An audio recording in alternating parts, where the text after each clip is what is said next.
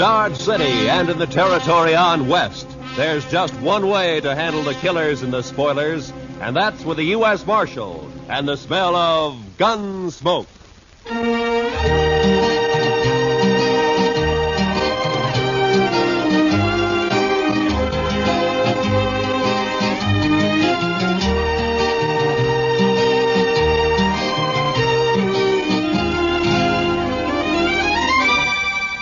Gunsmoke, starring William Conrad. The story of the violence that moved west with young America. The story of a man who moved with it. Matt Dillon, United States Marshal.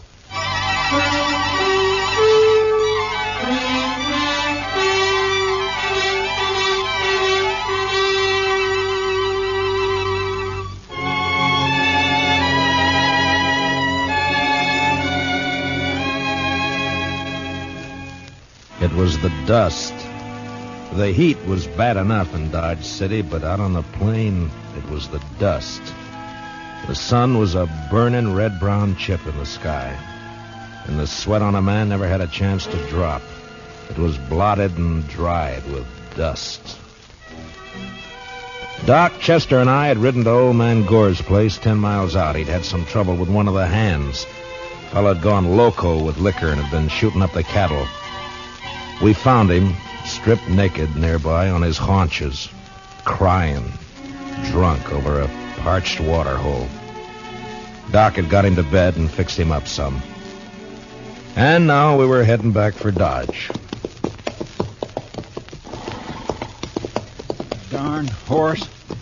Seems he's just bound to stomp all the dust in Kansas in my eyes.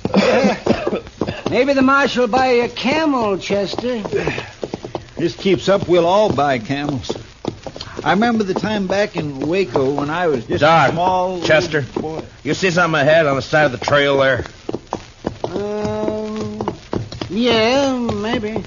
It looks like some poor calf strayed off and dropped.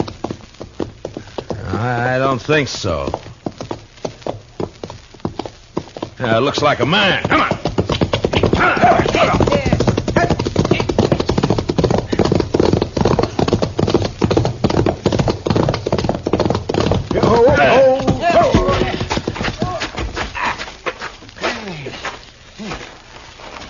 Chester, get the water bag. Yes, sir. Yeah, let me have a look, Marshal. Yeah.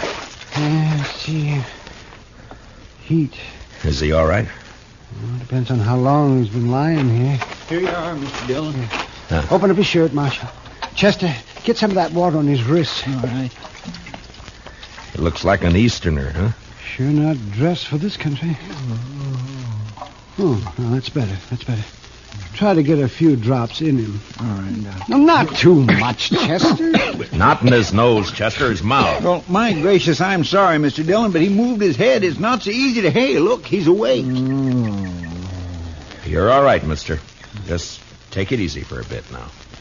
Oh, that this too solid flesh would melt, thaw, and resolve itself into a dew. What did he say? Oh, it's out of his head, Chester. For this relief, much thanks. Forget it. Chester, get around the other side and shade him from the sun. Yes, sir. The sun. I begin to be weary of the sun. I don't blame you. What happened? My wagon shed a wheel, I fear, along the high road. I know not where I am. You're about 4 miles out of Dodge City. Kansas. Kansas. I would give all my fame for a pot of ale and safety. We better get him to town quick. He's in a bad way. Delirium. You think you can make it on a horse? We'll take him into Dodge.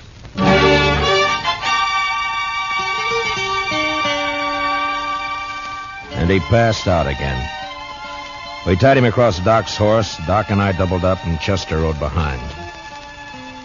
The stranger was a tall, skinny man with a face like a friendly mule. Big hands and thin wrists stretched out from his sleeves. He had no papers on him, nothing. And until he woke up, we wouldn't even know his name.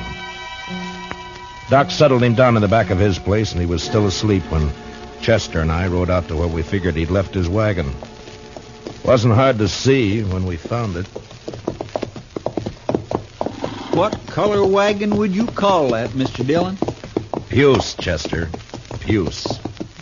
I guess so.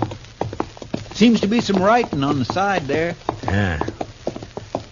Oh, Irving Henry, Thespian supreme, disciple of the immortal bard. I should have known he was a religious man. He's an actor, Chester, the immortal bard. Shakespeare, William Shakespeare, wrote plays, poems. Hi. But You think he let the horses go, Mr. Dillon? I was wondering that. Seems to me he'd have ridden for help instead of trying to walk. Horses couldn't have got out of the harness themselves. Let's take a look at the wheel. Wish we could wait till the sun goes down. It's going to be awful hot work, Mr. Dillon.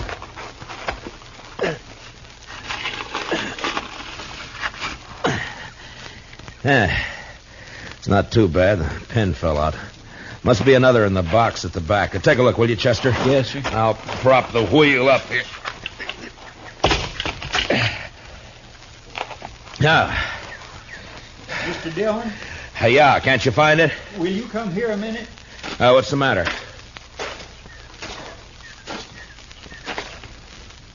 Take a look in there. It took a second or two to get used to the darkness inside the wagon.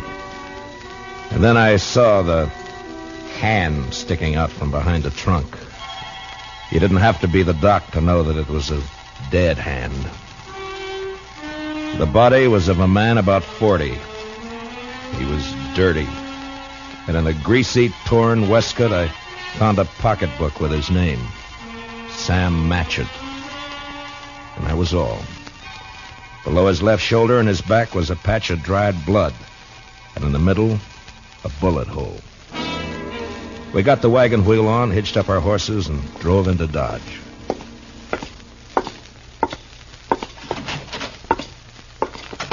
Doc? Oh, that's you, Marshal. Yeah. Yeah, be right out. All right. Get that fella's wagon fixed up? Yeah, I brought it in. Is he awake? Oh, I haven't looked in the last half hour. I was making coffee. You want some? No, thanks. Oh, it's a funny thing about coffee when it's hot weather like this. Drink it scalded and it makes you feel cooler outside. Look, Doc, I got to see that fellow. I want to ask him a couple of questions. Oh, that's so? I found a dead man in the back of his wagon. You don't say. You better take a look. Chester's bringing him in the side. Oh, sure. You want to go on back? Yeah, thanks, Doc.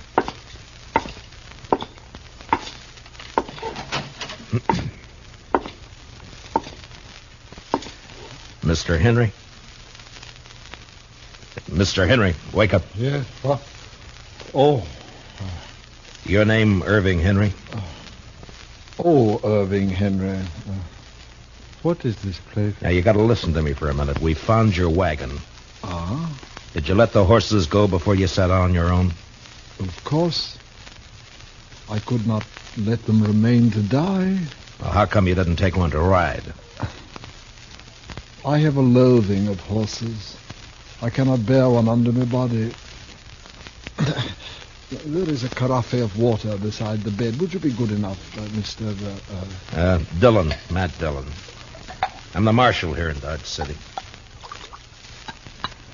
Here you are. Oh, my thanks. Now, what were you doing with a dead man in your wagon, Mr. Henry? A dead man? A dead man shot in the back, lying in your wagon. This is very midsummer madness. I won't argue about that, but I'll thank you to answer my question. But it is impossible. It isn't true. I say it is. You lie on your throat if you say that I'm any other than an honest man. Look, mister, I didn't say you weren't honest. You're an actor. And you got a fine way of saying things, but murder's murder. I don't care how you say it. Now, I'm asking questions, and I want straight answers. Your pardon, sir. What you tell me, in truth, if it were played upon a stage, I would condemn it as an improbable fiction. I swear to you, I know nothing of a body. Did you come through Hayes City? Yes. Do you know a man there called Sam Matchett? No. You had no trouble in Hayes City. No. What are you doing in these parts, Mr. Henry? I am touring the provinces. An actor eating the bitter bread of banishment. My talents are not taken for their worth in the East, and therefore I bring the immortal bard to the hinterlands. And now, sir, that the interview is ended, pray give me leave to depart. I'm sorry, I can't do that. You'll have to stay until we get this thing cleared Mr. up. Dillon, Doc would like to see you. All right, Chester. Stay here with Mr. Henry, will you? Well, sure, Mr. Dillon, sure. How you feeling by now, Mr. Henry? Would you like some more water? These evil manners live in brass. Doc? Right here, Marshal. Yeah. Fill me cup, her father's boy. What was that? What'd you find? Well, there's one thing. This man didn't die right away. I mean, not right when he was shot. Is that so? No. More likely bled to death. Inside. Uh-huh. You think he might have been able to climb up in the wagon after he was shot? He might. There's another thing. Yeah? You see the way he's dressed? Now, you take a look at that. What the... Help! Come on, Doc. Chester. What's the matter with him? Chester. He took my gun when I was pouring him some water, Mr. Dillon. He must have gone through the window, Marshal. I tried to get it back. It went off. Take care of Chester, Doc. I'm going after him.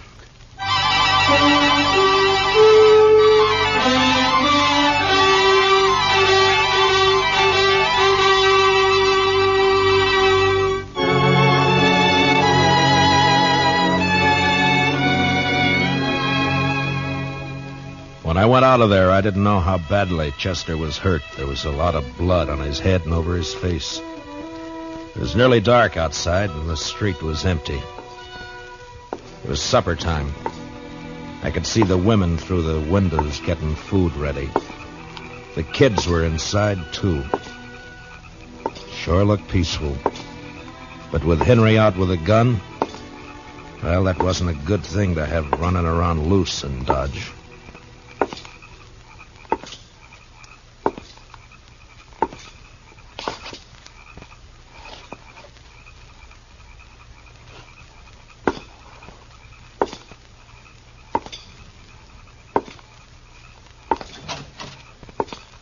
Evening, Mr. Dillon. Did you see a man run down the street, Miss Fletcher? Well, no. Oh, you better get inside and lock your door. Don't come out again. There's a killer loose.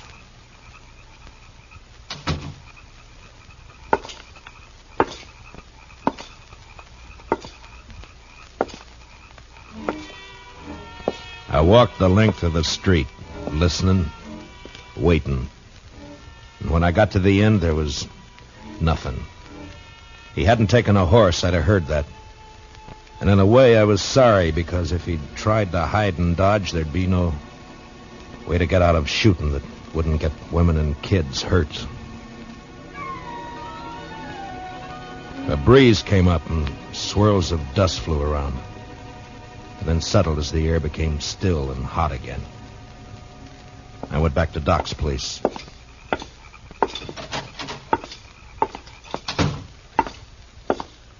Oh, did you find him, Marshal? No. How's Chester? Oh, I'm fine, Mr. Dillon. Just creased my head. More mess than hurt. Oh, good, Chester. Look, you want to go home or you want to work? I want to work. All right, go down to the office, get yourself another gun, and round up some men, many as you can. As long as Henry stays in town, we're in trouble. Now, keep your eyes open. Meet me back here. Yes, sir, Mr. Dillon. Take my gun with you, and if you see him, watch out. All right, now get going. Yes, sir.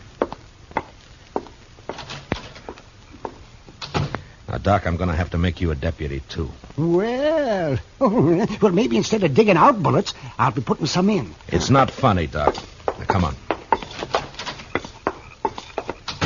All right, we'll start here. I'll take this side, you take the other. Get the men to go through their houses and tell them to look for their horses. Tell them what's happening. But 10 o'clock that night, as far as we could tell, Henry hadn't left town. There were plenty of places for him to hide, though.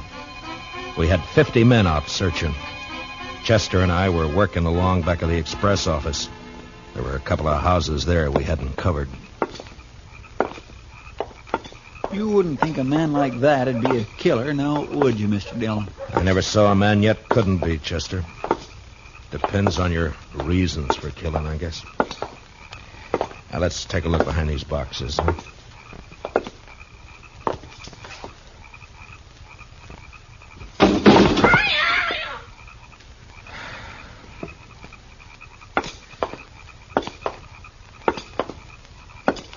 You think he could have got this far? Yeah, he might. A lot of back streets to sneak around in the dark. That's Miss Cullen's place there, isn't it? Yes, sir. Looks like she's still awake. Light burning back there. Yeah.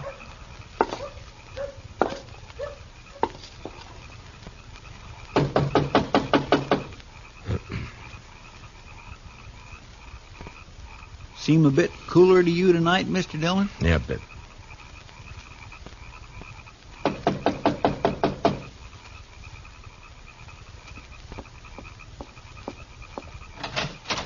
Oh, evening, Miss Cullen. I'm sorry to get you up, but we're looking for a man, a stranger around. He's tall, thin.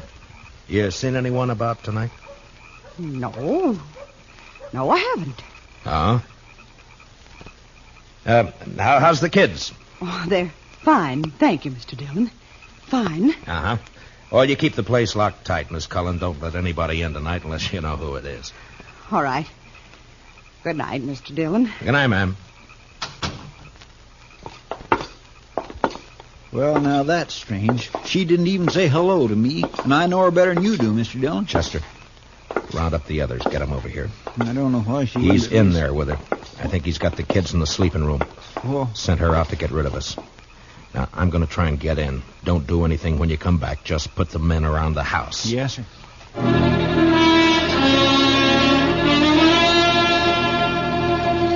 I'd seen Miss Cullen make a move with her head, and her eyes said the rest. When I told her to lock up, I shook my head, and I hoped she understood. I wanted that front door to stay open.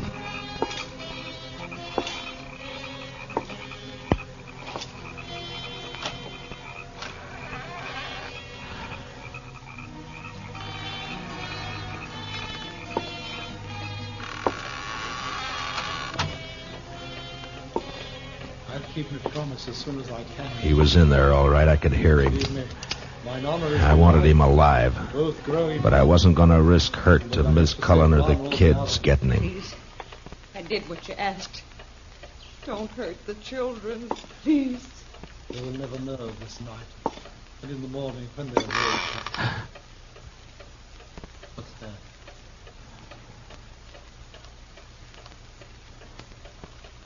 You said you locked the door after you. No, don't. Don't. I shall keep the pistol turned to the girl's head now. Someone is here. They try to take me.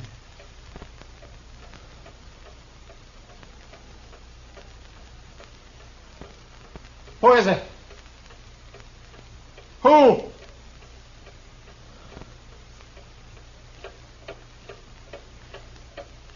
Mr. Dillon, go away. Please. He'll kill us. You lied. You lied. Oh, tiger's heart wrapped in a woman's hide.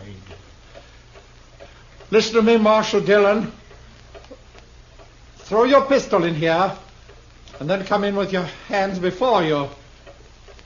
I have no stomach for child killing, but I will not hesitate to do so.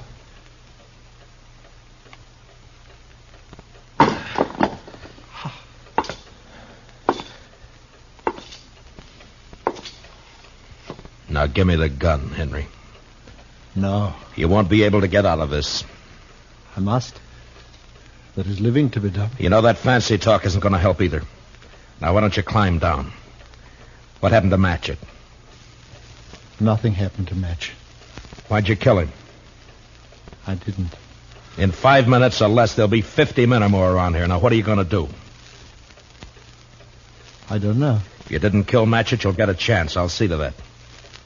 There's no use going on this way. Give me the gun. I cannot. It is my prop of salvation. No gun is salvation to anybody. Put it down.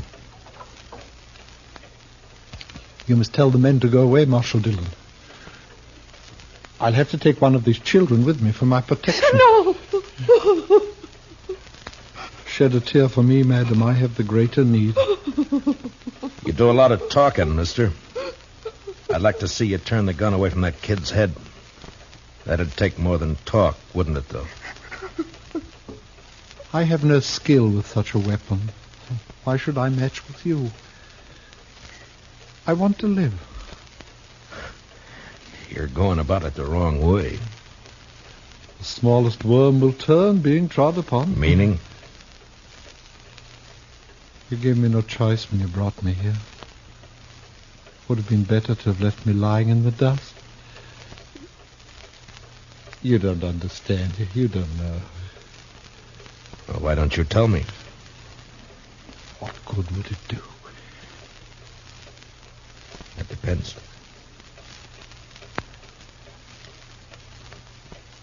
My life has been the theater. As a boy, I was a student of Shakespeare. You would look at me. Who would accept this face for Hamlet? This ill-shaped body for Romeo? His speech has become my speech, but the fools only look. They cannot listen for laughing. There have been ugly men before you. It hasn't been cause for murder. Why'd you kill Matchett? In New York, there was a man, a gross, stupid man who fancied himself an interpreter of the bard. He took me, as his apprentice. And together we set out for the tour. I would play only the voices.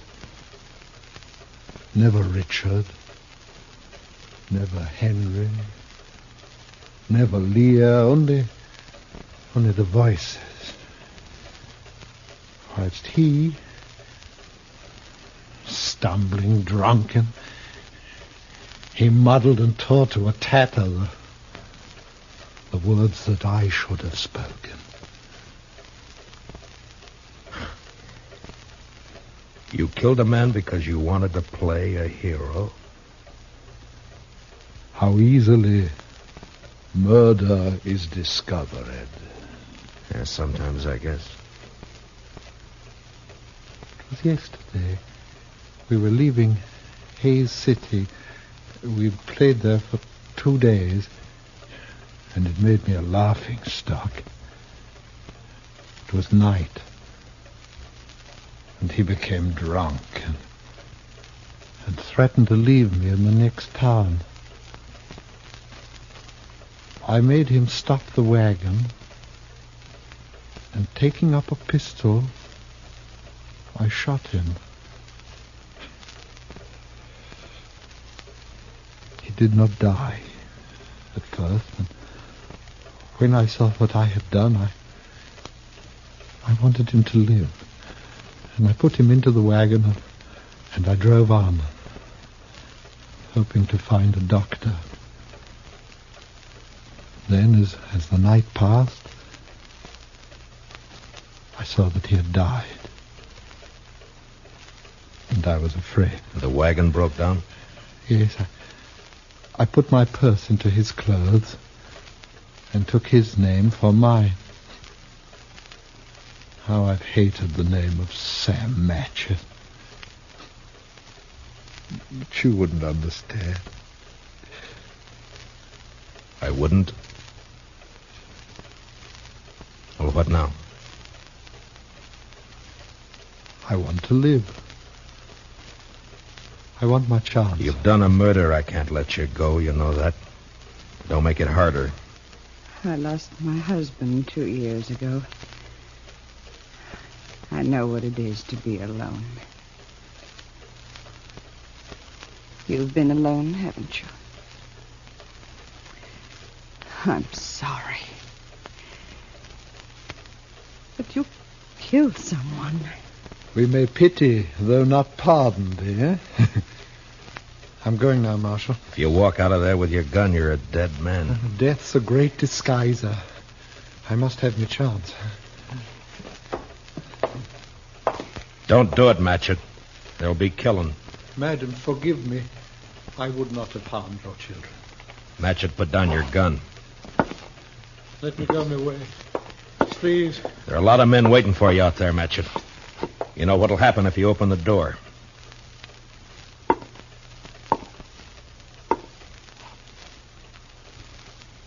Don't do it, Matchett.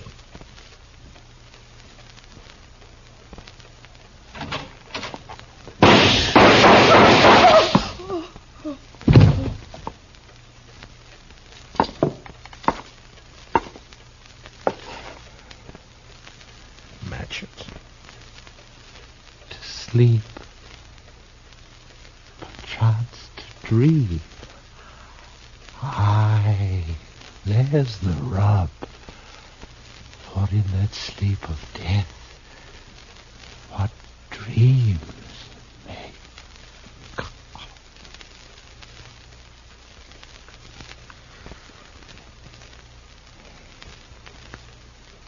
Matchett.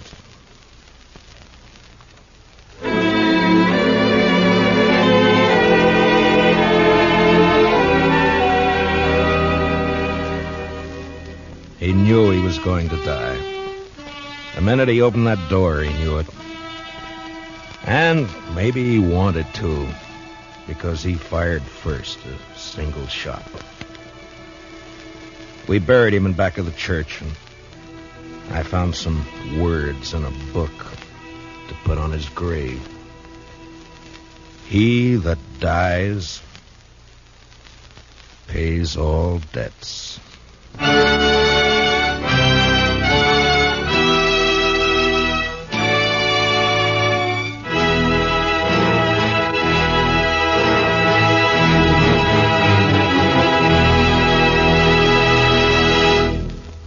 Gunsmoke, under the direction of Norman Macdonnell, stars William Conrad as Matt Dillon, U.S. Marshal. Tonight's story was specially written for Gunsmoke by Anthony Ellis, with music composed and conducted by Rex Corey.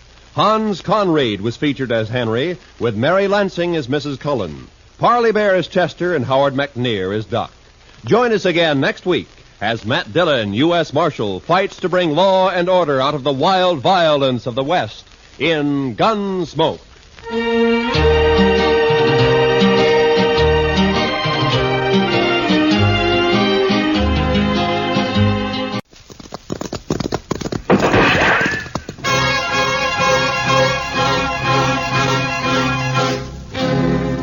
Around Dodge City and in the territory on West, there's just one way to handle the killers and the spoilers, and that's with a U.S. Marshal and the smell of Gunsmoke.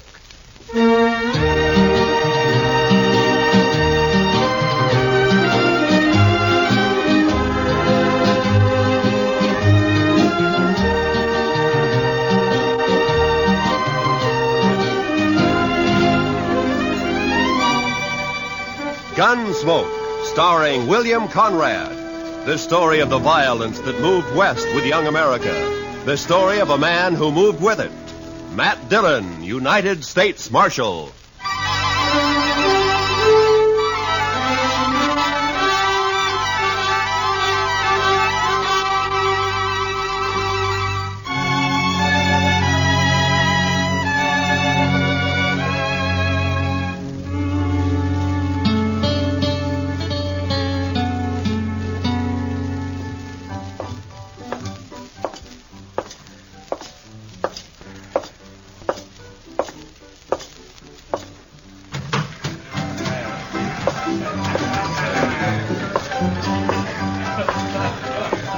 Welcome to the Cherokee Palace, Marshal.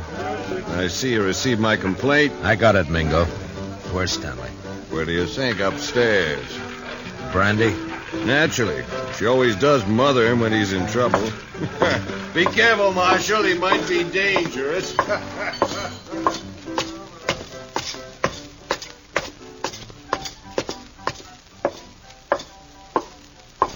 Well, Marshal, got a sweet word for Dixie? Yeah. Move. Oh, it's not very sweet. It was to the point. Say hello to Jim for me, huh?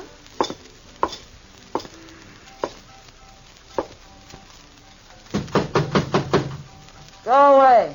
It's me, Brandy. Matt. Come in, Matt. Join me in a drink? Where is he, Brandy? In the next room. Cried himself to sleep. Save it, Brandy. I gotta take him. Oh, why, Matt? Jim Stanley never did a mean thing in his life. He's no bad man. He stole money from Mingo's roulette table, and he threw a bottle at him when he was caught. Mingo's pressing charges. Stanley can clear himself in court. Huh? Against Mingo's witnesses? Do you bring Stanley out, or do I go get him? Go get him. But I wouldn't be proud, Matt. Stick to running dance hall girls, Brandy. Let me run the law, huh?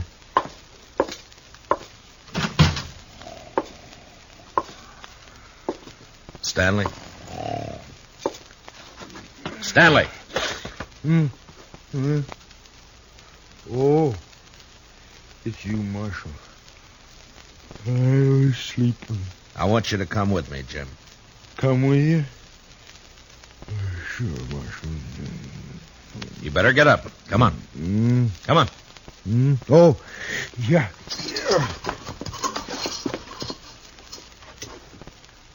Oh, where are we going, Marshal? Would you like to visit my ranch? I got a new colt. The prettiest little sorrel you ever saw. Jim. What? We're going to jail. Jail? Me, Marshal? Do I have to? Yes, Jim. I've never been in a jail. I'm sorry, Jim. No. I can't go in there. Oh, Marshal, I ain't never been locked up before. Please, don't make me. I have to. I didn't mean to do it. Honest. I just lost my head when I realized my money was gone. I wouldn't have kept those chips. I know that. I just grabbed them. I don't know why. They were there, and I just grabbed them, and then Mingo started in on me. He kept saying things, bad things about... Take it easy, Jim. I wouldn't have cared, except that, well, Dixie was there. He kept yelling at me that I was a thief right in front of her.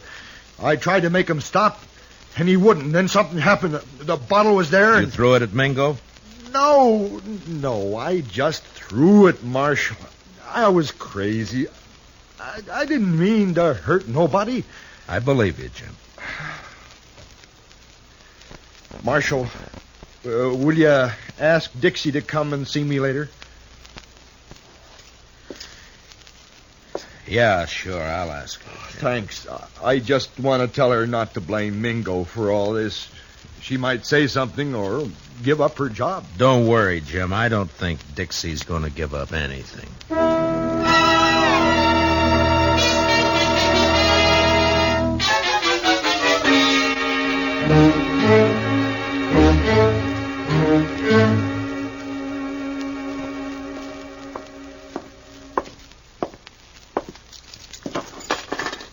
He won't eat his dinner, Mr. Dillon. He just sits there staring. Yeah, poor devil.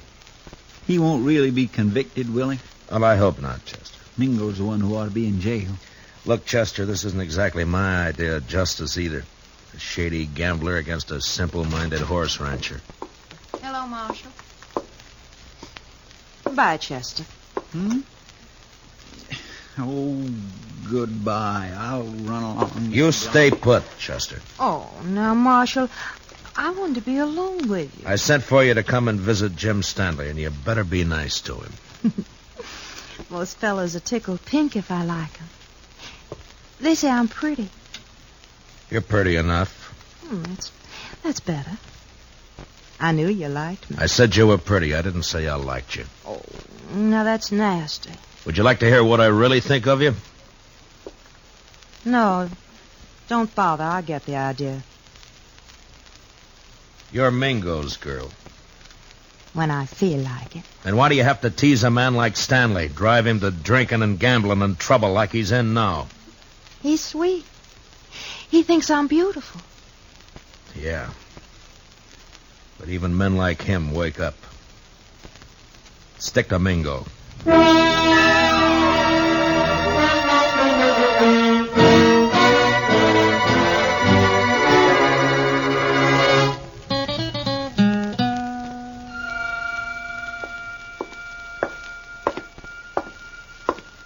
Hello, Marshal.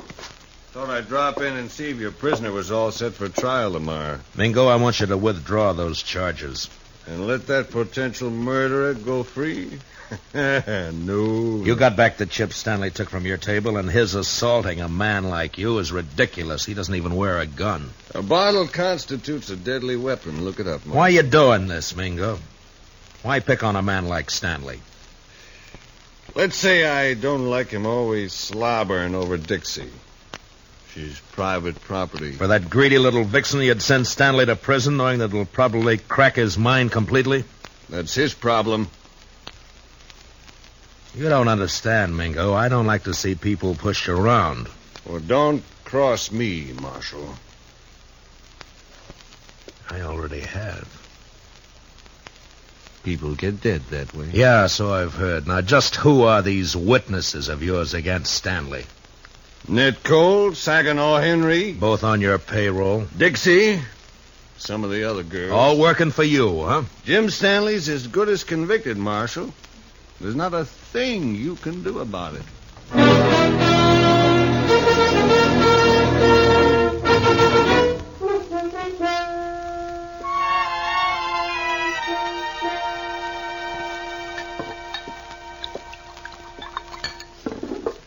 Here, man. Drink this. Thanks, Brandy. You know, all you need to do is stop fighting yourself, Matt. You're mixed up. Yeah, that's sure true, Brandy. You know, it's funny when it's something you can fight with your fists and your guns, it's easy, but how do you fight a deal like this? You gotta clear Jim somehow. Yeah, with those witnesses against him, Jim can't win in court. Technically, he's a criminal. Oh, criminal, my foot. He admits the crimes. The judge will have to sentence him to at least a minimum jail term. We know there are witnesses who can prove he's innocent. Now, a smart man would find a way to make him talk. I've been thinking about it. Well, I'll tell Jim you were asking after him. I think he'd like that. He's Dixie's. I had me a man once, Matt. I traded him for a bottle of brandy. I paid a stiff price for my name. You're not through yet, Brandy. Oh, sure. I play mother to everybody. Take everybody's troubles on my shoulders. Help salve my conscience. Don't ever hurt a person, Matt. You never get through paying for it. Well, I better be going. Where? To try to get some of those witnesses to talk.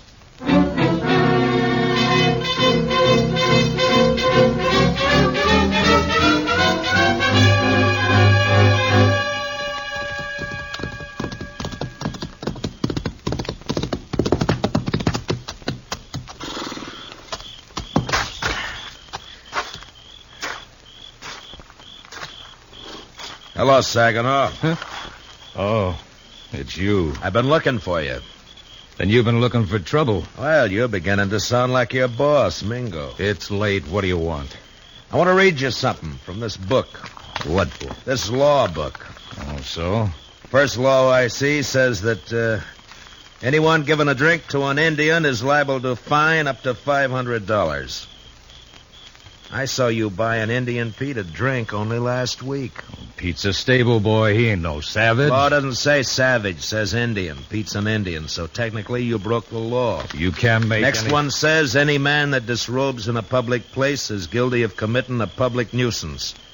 Carries a fine of $100. Look, what the devil is all this? I saw you breaking a horse down in Harrison's Corral a little while back. You took your shirt off, and that's disrobing in a public place. Technically. You can't get away with this, Dillon. How much you make a month, Saginaw? 50, 75. Uh-huh. Well, the way it looks, I can get you fined on enough of these laws to keep you broke for about 5 years. 5 years? Then we can start all over again. You're bluffing. I never even heard of these laws. Well, look for yourself here. If you witnesses are going to send Jim Stanley to jail on a technicality, then a lot of you are going to jail the same way. Well, laws may be there, but they ain't fair. All right, Saginaw, if that's how you want it. Come on, let's go to jail. No, wait. Well, then start talking. Well, Dixie shilled Stanley into losing his money, and me and Ned Cole egged him into grabbing a couple of chips when the wheelman wasn't looking. On Mingo's orders? Sure. Stanley looked down at the chips we swiped, and he reached out to hand them back when Mingo jumped him. What was Dixie doing? Trying to keep from laughing. Yeah, I'll bet. And then what? Mingo rode Stanley hard to make him break down in front of Dixie. And finally, the poor lunkhead seemed to go crazy. He yelled and tossed a bottle at the bar. Not at Mingo? No, missed him by 10 feet. Stanley was just working off his mad by busting the bottle. Paid for it. I guess he had the right. Yeah, I guess he had. First, I think Mingo was just deviling Stanley, and then he got the idea to press charges and send him to jail. We got orders how to testify. Uh-huh. Well, thanks, Saginaw. Marshal, I'd like you to know something. Yeah? I'm glad I told you about Stanley, because framing him into prison isn't my idea of something to be proud of. It shouldn't be.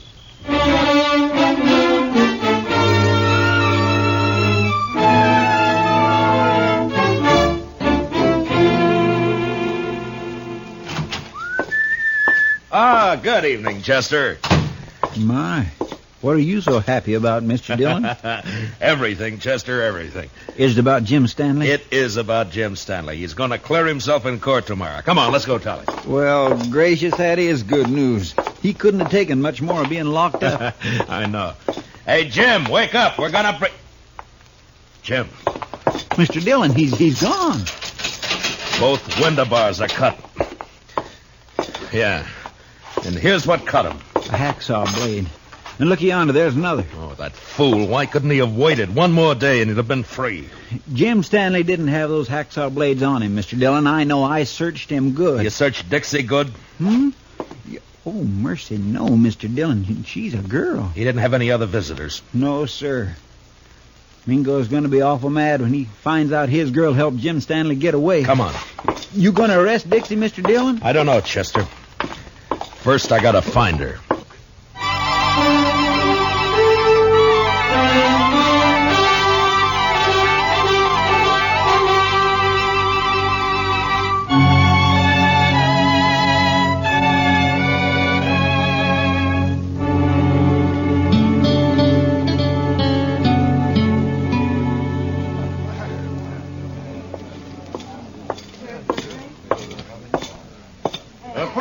Aren't you, Marshal? Where's Dixie, Mingo? Dixie, she's gone. I don't know where she is. You're lying. No, I swear she disappeared hours ago. I still think you're lying. Dixie's here someplace. No, he's telling you the truth for once, Matt. Dixie's gone, all right. Are you sure, Brandy? Saw her right out of town. With Stanley? Yeah, Matt. The two of them. Dixie and Stanley? Dixie passed him some saw blades. He cut his way out. That rotten double-crossing hellcat. She's your girl, Mingo. I'll be the laughingstock of Dart City. Good. I hope they laugh you clear out of Kansas. If it's the last thing I'll do, I'll find her. Both of them. Finding them is my job, Mingo. Go ahead. But you better beat me to them, or you'll be arresting them dead.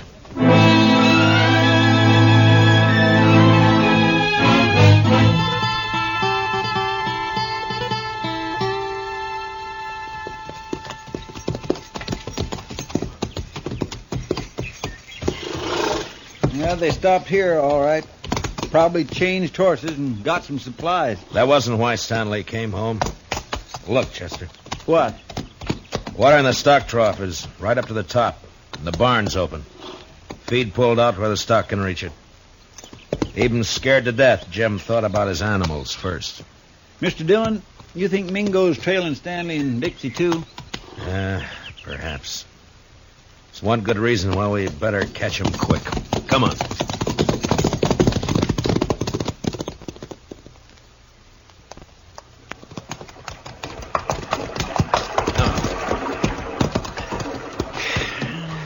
still no sign. Looks like we've lost them for good now. What do we do, go back, Mr. Dillon? We can't let Mingo find them. Sure, but the way they've been zigzagging back and forth for the last 4 days, we don't have a chance in 1,000.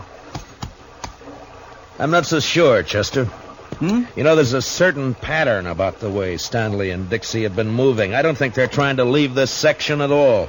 Yeah, we have been getting closer and closer to Dodge with every circle lately. And not only to Dodge. Mr. Dillon, you got an idea? Yeah, maybe. Come on, we'll ride back to Stanley's ranch.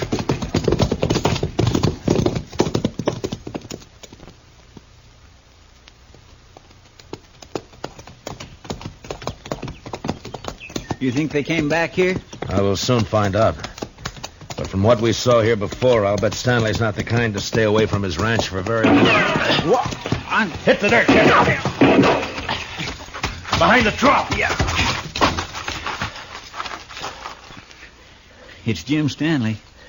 There's his horse. Yeah. All right, keep your eyes open. Stanley!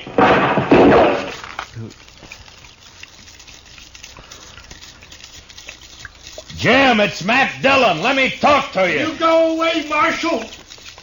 I don't want to hurt you, but I ain't going back to that jail. Now, you go away now. I'll kill you. Jim, listen to me. I've got a witness. You better leave quick now. Please, Marshal. Mr. Dillon, I'm getting wet. That's better than getting shot. Keep your head down. Yes, sir. Sure is wet. Stanley's in a good position. Closest cover for us is the barn. That's across 50 yards of clearing. That's a long run. He could pick us off before we made 10 feet. Yeah. Jim, I'm not leaving until I've talked to you. Leave me alone, Marshal. Can't you leave me alone? I'm coming to talk to you, Jim. No! No, stay back! I warn you! Mr. Dillon, don't do it. That's a crazy man. That's a frightened man, Chester. I'm coming unarmed, Jim. I don't think you're a murderer, but if you are, this is your chance. Well,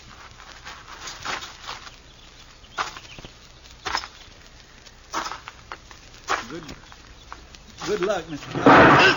Mr. Dillon! Stanley's shot sliced across my side like a branding iron. It was all I could do to ignore my fear and keep going. But somehow I reached the ranch house alive. And I opened the door.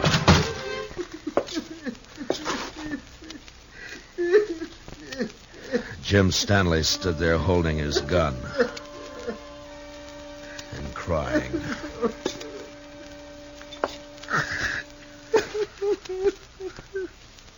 Jim? I didn't mean it. I didn't mean it. I was only trying to scare you. I'm not a killer. I never shot anybody in my life. Honest, Marshal, I can't even shoot a rabbit. I know that, Jim. I'm afraid. I've always been afraid of things. I try to be like other people. It only seems to bring trouble. You can stop being afraid of the law and jail right now. That's all over with. You mean that, Marshal? Really? Really. But I shot you. Did you? I don't recall. Oh, but Mr. Dillon, shot hit your side. Right there. You see it? It's bleeding. Now, Jim, listen to me. You didn't shoot me. Oh. Well, all right, if you say so, Mr. Dillon. I say so. Here, I'll take that rifle. Now, let's go back to town and get this business settled, huh? You've been good to me, Marshal. Forget it, Jim. There is one thing, though. Dixie. Oh, she brought me hacksaw blades. I know that. She said you were going to hang me and that I had to escape. She kept saying it. Uh-huh. She was riding with you. Well, where is she now? Oh, she left me last night. I was glad. I was nearly wild listening to her talk about you and prison. I even swore I'd kill myself before I'd go back to jail. I'm glad you didn't mean it. Oh, I meant it at the time. Oh, I was sure scared. You feel better now? Oh, yeah. Yes, I know. Everything's just going to be fine.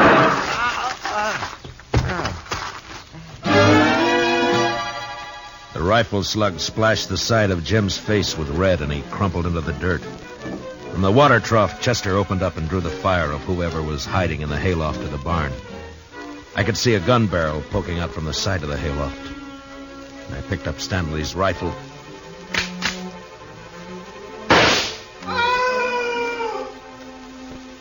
Mingo. Mr. Dillon, are you all right? Yeah, Chester. But Mingo's dead. Well, how about Jim Stanley, Mr. Dillon? Yeah, he was scared more than hurt. He should come to any minute. Well, my goodness. Oh, this looks like a sure enough war's been happening around here. Where have you been, Dixie? Oh, sure now, Marshal. A girl's got a right to look after her investments. My Mingo and Stanley both dead. Well, now that's a real shame. Hmm? Oh, but Jim Stanley's going to Chester, you said investments. The only investment you've made is prison time for helping Jim escape. Me?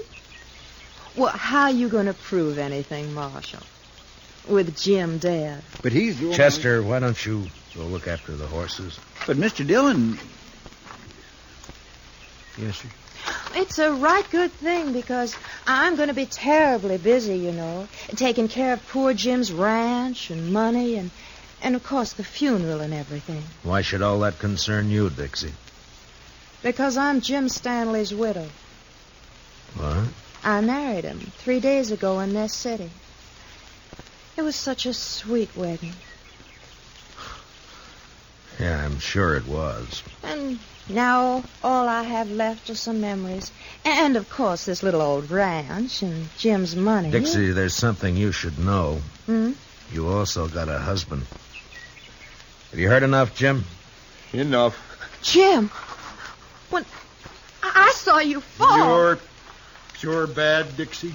Oh, Jim, you mustn't pay no mind to what I said. I was upset. Didn't I come back just to be with you? No good, Dixie. Jim's on to you now. Jim, are you going to let him talk to me like that? He's my friend. And I don't like you now, Dixie. Oh, it's too bad. I'm still your wife. Marshal, can she make that stick? Well, by law, you have to support her, Jim. Of course, it don't say how. Marshal, you stop putting ideas And, of course, she has to take care of your house for you, Jim. Clean it, do the chores, cook for you. Cook? Me? Cook for him? He can make you, Dixie. It's his right. All right, or not. I'd like to see him try. He can do it, Dixie. Yeah? Well, they can't if I'm not here. And I'm leaving right now.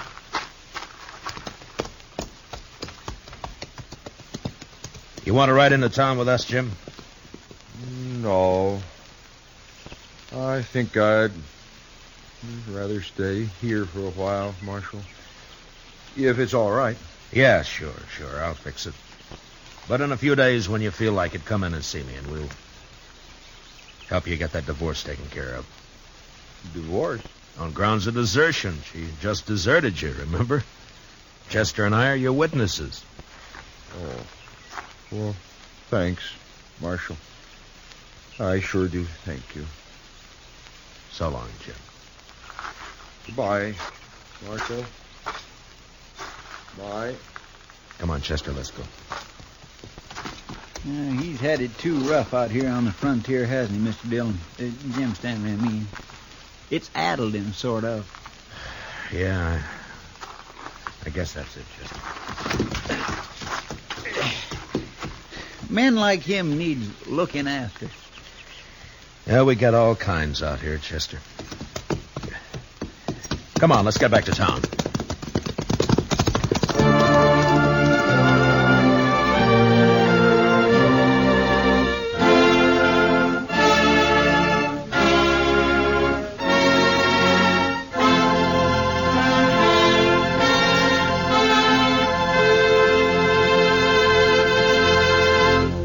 Gunsmoke, under the direction of Norman Macdonnell, stars William Conrad as Matt Dillon, U.S. Marshal. Tonight's story was specially written for Gunsmoke by Herb Purdom, with music composed and conducted by Rex Corey.